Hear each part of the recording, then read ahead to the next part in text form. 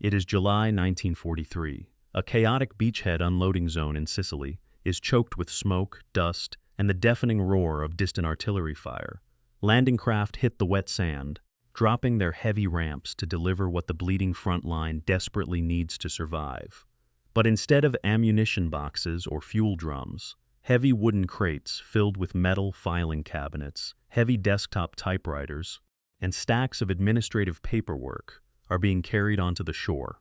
A mile away, American soldiers are pinned down in the dirt, running completely out of bullets under a hail of German machine gun fire. On the beach, a logistics officer stands safely near a dry tent, checking his clipboard and refusing to let anyone touch the ammunition until the office supplies are properly inventoried. General Patton is about to arrive on this beach, and his response will change the way this entire campaign is supplied. This is the story of what happened when an arrogant rear echelon commander prioritized paperwork over the lives of dying soldiers on a bleeding Sicilian beachhead. It is a stark reminder of what happens when a battle is run like a business. Before we continue, make sure you subscribe to our channel. We tell the World War II stories that show what happens when old hierarchies met new realities.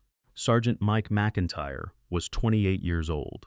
He came from the steel mill neighborhood of South Chicago. He belonged to the 3rd Infantry Division. Before the war, he worked the blast furnaces, pouring molten iron under brutal heat. He enlisted the day after Pearl Harbor because he believed in protecting his neighbors. He had already survived the amphibious landings in North Africa, where a piece of mortar shrapnel tore through his left shoulder. He carried that jagged scar and a constant dull ache every time the weather turned damp. He had seen his best friends die in the mud outside Casablanca. Now, he was running through a hail of sniper fire on a Mediterranean beach, his uniform soaked in sweat and caked with dark blood, driven by the desperate need to find ammunition for his pinned-down squad. Colonel Richard Sterling was 42 years old. He was born into wealth in Boston and had spent his entire military career inside air-conditioned supply depots. He was the chief logistics coordinator for the Rear Echelon Command. He viewed the entire invasion of Sicily not as a violent clash of armies, but as a corporate office relocation. He believed that meticulous paperwork was the only true measure of military efficiency. His uniform was perfectly tailored, unsoiled by the mud of the beachhead, and his leather boots shone with a pristine polish. He walked around the chaotic landing zone, holding a wooden clipboard, completely insulated from the terror of the front lines. He openly stated that an army without proper files was nothing more than a mob. He had spent the morning ordering his men to secure heavy wooden crates of typewriters and filing cabinets in a dry tent, ensuring his administrative equipment was perfectly safe while infantrymen died a mile away. By July 1943, the Allied invasion of Sicily was turning into a massive, grinding campaign to break the Axis hold on southern Europe. Operation Husky had successfully thrown thousands of American and British troops onto the sun-baked beaches. But the real battle was just beginning. The initial surprise of the landings had faded quickly. German armored divisions and hardened Italian coastal units had recovered from the shock and were digging into the rugged hills overlooking the coast. The rocky terrain favored the defenders, who used every high ridge to zero in their artillery and heavy machine guns on the advancing infantry for the Americans to maintain their momentum and drive deep into the Sicilian interior. They required a constant, uninterrupted flow of supplies.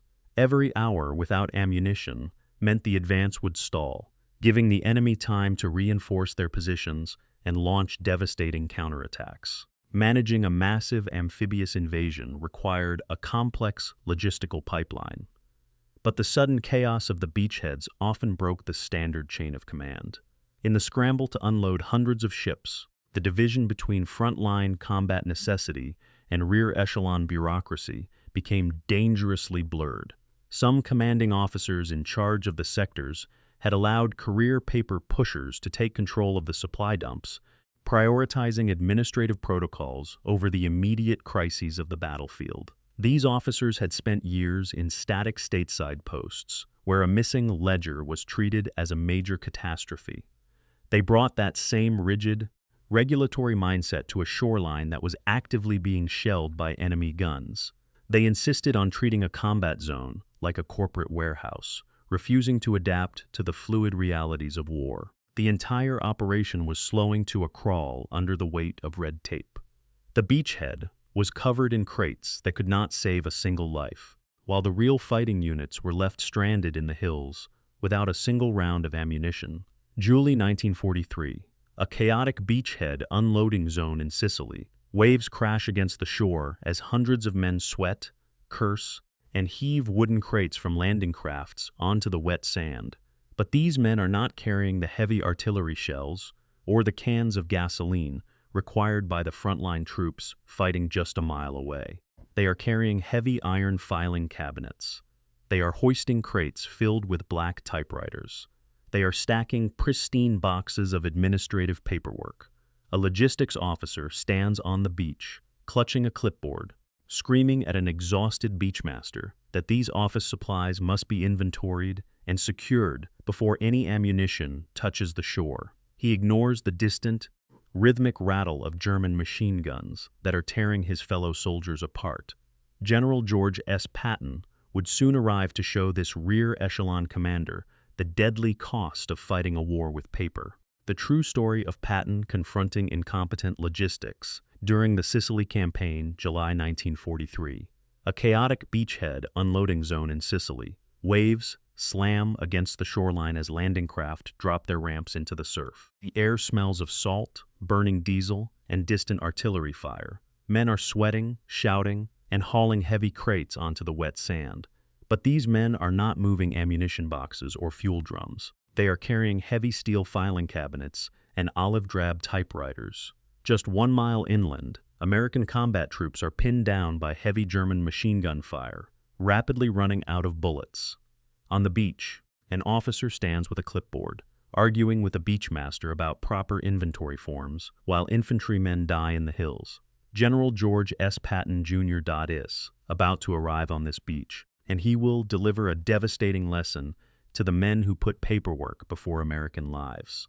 Colonel Sterling grabbed the handles of a heavy green ammunition crate, his soft palms pressing into the rough wood.